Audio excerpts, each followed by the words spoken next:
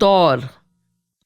طور Arabic origin کا لفظ ہے جو ڈھنگ، انداز، طرح، طریقہ، مینر، وے اور کنڈکٹ کے معنی میں اردو میں طرح طرح استعمال ہوتا ہے. طور، طریقہ، یہ دو لفظ اکثر ساتھ آتے ہیں اور رنگ ڈھنگ کے معنی میں استعمال ہوتے ہیں. جیسے کہتے ہیں اس کا طور طریقہ مجھے کچھ اچھا نہیں لگا. لفظ طور وے یا طریقے کے معنی میں اس طرح سے بھی آتا ہے جیسے کہتے ہیں کہ کسی طور بھی یہ کام تم کو کرنا ہی ہوگا، یعنی کسی طریقے سے کرنا ہی ہوگا. اب ایک شعر میں یہ لفظ طور کیسے آیا ہے سنیے. تو ہے ہر جائی تو اپنا بھی یہی طور سہی، تو نہیں اور سہی اور نہیں اور سہی.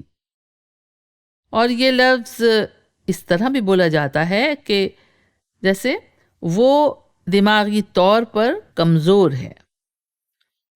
اور عام طور، عام طور بھی آپ نے اکثر سنا ہوگا. عام طور یعنی زیادہ تر، ادھک تر یا موسٹلی کے معنی میں بولا جاتا ہے. جیسے عام طور پر لوگ تہواروں پر دان پن کرتے ہیں، خیرات دیتے ہیں.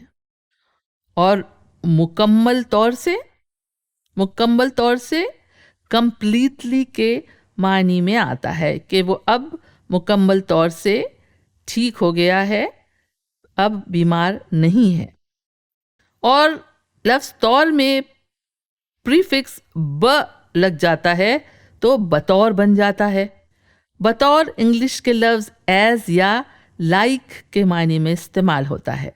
جیسے راجا دشینت نے اپنی انگوٹھی شکنتلا کو بطور نشانی دی تھی.